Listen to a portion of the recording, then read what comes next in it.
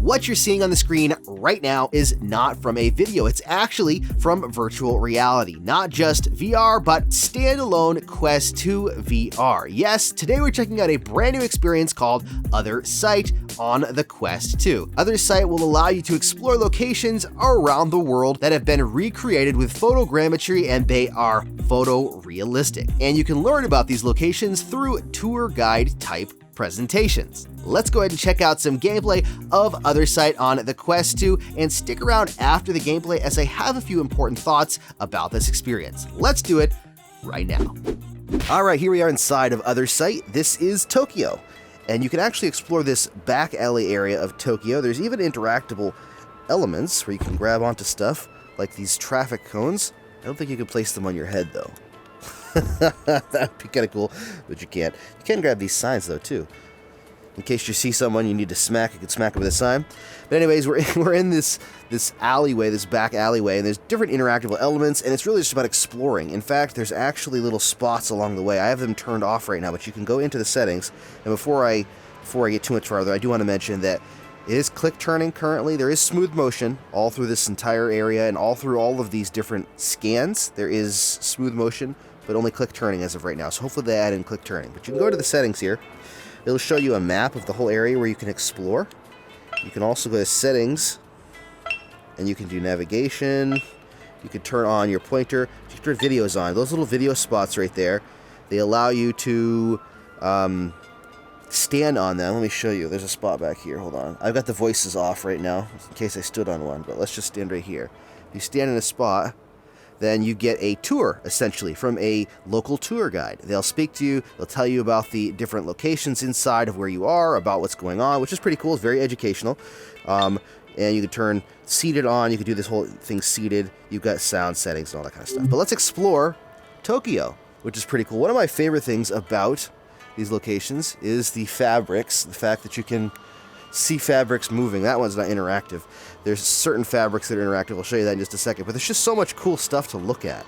And the fact that it's a 3D scan makes it so that it is as photorealistic as you can get in a Quest game. This reminds me kind of that other game, Brink VR, the location one you can explore, where you go to different places around the world and in the US and look at scenery. This is kind of the same idea on a smaller scale, where you're going to go to little locations and explore like actual environments instead of exploring locations that are like scenery and stuff. And this has a lot more interactive elements. We'll go over there in just a second.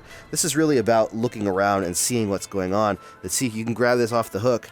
You got fabric you can kind of play around with. A little stretchy, but you know, it's still pretty cool. A little fabric you can hang back on the thing. It'll spin around and hang on there for you. But you can go through and see just whatever you want. Look at whatever you want. I wish you could open up these doors. But yeah, you can look at the scenery. This is like, I never would have thought of a back alley looking like this in Tokyo for some reason, until I played this experience. Let's see if I can find out that there's more interactive stuff. Oh yeah, you can grab these bottles. Can't smash them, unfortunately. But you can open up a trash can, too, if you'd like. And there's these little pictures everywhere, too, that you can find. They're almost like postcard picture type things. What's down there? Not much going on down there.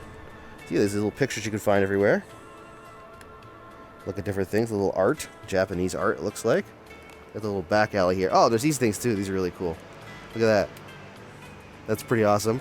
And you can also turn on your pointer, too. Let me just... I'm going to go to settings, navigation. If you turn your pointer on, you can click on stuff. And if your voices are on, it'll tell you all about it.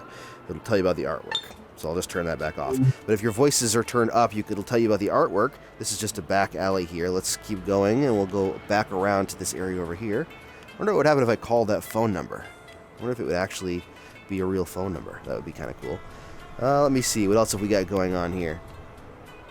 I can't wait for them to add more locations, because I just want to explore all these different places. There's 4 different locations currently. There's Tokyo. There's a giant medieval church you can go to, and then there's the one we're going to explore next after this, another bottle, which is like a museum type of place. Since 2007. Huh. What we got going on here? Little posters and Let's see. Can we open up this freezer? Ooh, look. There's more pictures in the freezer. I assume it's a freezer. Ooh, what's over here? Look at this. Ah, look at that. It's a handheld video game console of some kind. It's got a cartridge in it. What's on the screen? Ah, it's going to say other side. That's funny. There's the buttons. Alright, what else we got here? What is this? Some other sort of box console, maybe, or something? It's got power plug-in, it looks like. Maybe a video cable and a switch. Looks like some sort of a electronic device of some kind. What's over here? Can you go over here? Let me see. Another picture. Lots of pictures to find. Oh, that's pretty. Look at that. Those trees. Oh, that's pretty cool, too. Can you go up here? Ooh, I can go up here. Oh, there's a picture up here, too. Grab that one. Japanese art. Alright, let's go down this way. The music really adds to it, too. Each location has its own music that you can obviously listen to. That's what you do with music. Got some more bottles over here. And then this is where it kind of stops you from going any farther. There's another little alleyway down here somewhere. Where did I miss it? It must be down this way, maybe? But if you take your time to really look through this and you go through every single of these little locations where it tells you stuff, there's a lot of cool stuff you can learn. Look at this art on the wall here. Graffiti. Maybe I already went to all the different spots. But yeah, if you listen to all the little pieces that they have for you to learn about, I think you can actually open this too. Yep, you can. Ooh, there's another picture in there. Look at that. That's cool. I don't know what it is. Some sort of art of some kind. There's a lot to learn. 1,000... What is it? Some sort of food, it looks like. Alright, let's go to the museum, because that was one of my favorite ones. This one's really cool, but I really like the museum. Let's go to the museum. So before we hop over to the museum, this is the main hub where you start off. This is like the menu area where you'll jump into every time you go into the game, and every time that you go back to the main menu to go to another location. It's kind of like this trippy... I don't know why it's trippy, but it is kind of like a trippy place where everything floats. But you've got a whole bunch of stuff you can look at here, too. It looks like some sort of a... Oh, it's like a turtle or something there. Like a 3D scan of a back of an antique shop or something, which is pretty cool. There's a whole bunch of stuff. Like you got like uniforms, which is pretty cool. You got some pictures. Ooh, I'm standing on top of a box. War paraphernalia. What else we've got in here? Backpack. You got some sort of tools of some kind over there, maybe. Some literature. A whole bunch of old canisters of some kind. And then you've got some things you can grab over here, just like... can you grab this? No. Just like the other locations, just some random... It's like a rock and a bike. A motorbike. But let's go to the next location. Oh, look, this is my favorite thing here. Grab this. Oops, hold on. Let's get closer. Not step on it. There we go. I love this. Wish you could pull out and just record something. That'd be pretty awesome. Alright, let's go to the next location. Alright, here we are, but this isn't actually a museum. It's more of a studio. I should have said that. That's the more accurate description of this. There's a lot of awesome artwork in here you can look at. In fact, if I turn my pointer on, let's go to settings. Come on. Navigation, pointer. You can actually interact with some of the artwork. And it actually moves, which is pretty awesome. See, this could be the future of actual museums in VR. Going to a museum that was scanned like this, an actual full-size museum, and then having artwork that is designed to move, and you can look at real artwork, which would be pretty awesome if you ask me. But there's different things that you can click on. It'll tell you about them. There's only a few things that actually move in this one, but every one you click on, if you have the voices on, you can actually listen to them talking about them.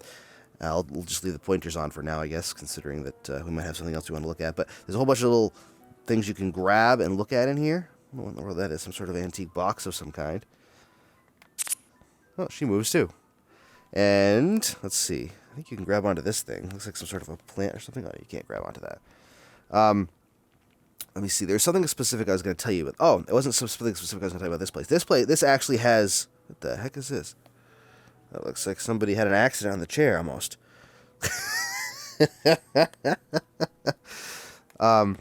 What was it? Oh, hand tracking. This experience actually supports hand tracking, which is pretty cool. So you can actually use hand tracking. Ooh, I like this. Watch. Look, you can touch the fabric. There's a book. Yeah, this experience actually supports hand tracking. What in the world? Why is there pine cones or something on every chair? So you can actually use your hands, and you use your hands to move around too. The locomotion's different than if you were to use the controllers. I'll show you that in just a minute after we get done looking around here.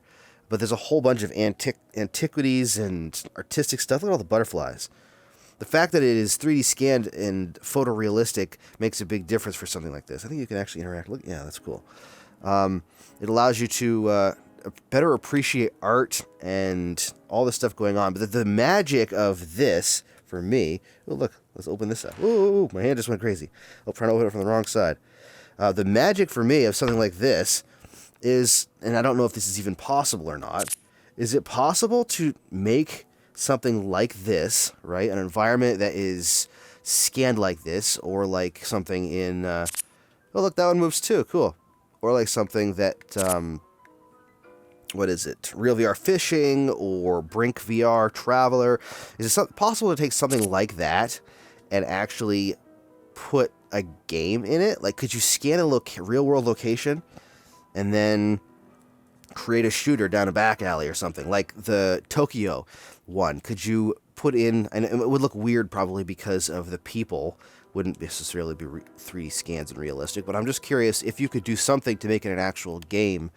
Probably not. I'm probably talking out my butt. But, you know, it's just something interesting. But there's a whole bunch of stuff you can look at in here anyways. Let's jump to another location, and I'll show you how the hand tracking works. All right, we are in the streets of Havana now, and we are actually using hand tracking. One of the cool things I think that this uses is how you actually move around. You actually use your hands like that. You hold your two fingers out like that. Let's see if you can actually open stuff. You can open stuff with hand tracking. That is awesome. So see, you use your hands, and you... put your fingers kind of like that, like as if you were going to walk across the street like that, and it moves you, which is kind of cool. It's unique. I've never seen that with hand tracking like that before, exactly. Not that version of it anyways. Got a hammer. We'll work on our car here. Can we open up the trunk too? Yep, we can. Ooh, we've got a... oops, come on. Open up. There we go. We've got a pair of pliers, screwdriver. There we go. Screwdriver. Got a pair of pliers. Oh! Let's make our way down here. And you can do it with both hands, too. Let's see. Yeah, you go like this. There we go. Okay. Kind of goes where your head is looking, too, which works well. We got some clothing here. Oh. Come on. There we go. Move the fabric. Move the fabric. All right, let's see what's in this vehicle here. Open that up. Nice engine. Let's go over this way. Oops. This way. I feel like I'm doing like some sort of a dance routine or something. There's a cat licking my leg. I can feel it. Litten, what are you doing? You're licking my leg. What are you doing that for? Open this thing up. There's some more tools in there. But anyways, this is Havana. This is probably my least favorite location, only because it's the most sparse. It feels like... I mean, it's cool, don't get me wrong. It's awesome to see the big buildings, but... aside from opening up a couple of car trunks and hoods, there's not really a lot going on here. I mean, there is if you listen to the actual location markers. Like, if you use the markers to learn about the location, there's a lot going on here. You can learn a lot about it. But aside from that, there's not as much in this location. It just feels like you're walking down a random street. It doesn't really feel like you're in a really unique place, just due to the fact that it's just a street. But it's still pretty cool. There you go, there is some sample gameplay of Othersight on the Quest 2. Personally, going to locations around the world has always been a dream of mine, and I've not been able to accomplish that dream, especially in the current state of the world we are living right now. But using these types of applications like Brink Traveler, or really even Real VR Fishing, or this new Othersight is an amazing way to experience locations in 3D, real photorealistic environments. Unlike with Brink Traveler, Othersight puts you into locations that might be a little more off the beaten path. Not so much tourist locations that a lot of people know about, and not really locations that have these big vistas or these massive landscape views, but more down-to-earth, back alley type locations where you can see environments and get a feel for culture more than location. The application is currently $17.99 on the Oculus Store, which is a little high for what it offers in my mind. There are only 4 locations currently right now.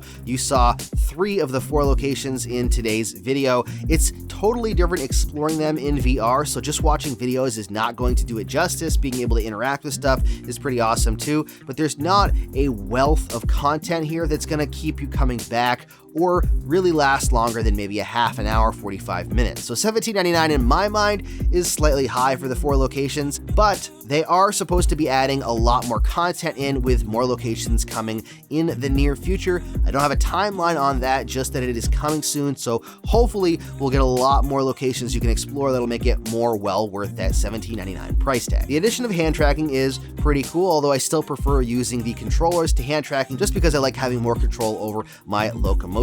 But what do you think about this type of application? What is your thoughts on photogrammetry and jumping into 3D scan environments? And are you going to pick up this on the Quest 2? Let me know down in the comments what you think and if you're going to grab this to check out. And if you want to get the most out of your Quest and your Quest 2, don't forget to hit that subscribe button down there and the bell icon for notifications. And you can check out even more of my videos right over there. Thank you so much for watching. Stay safe and happy questing.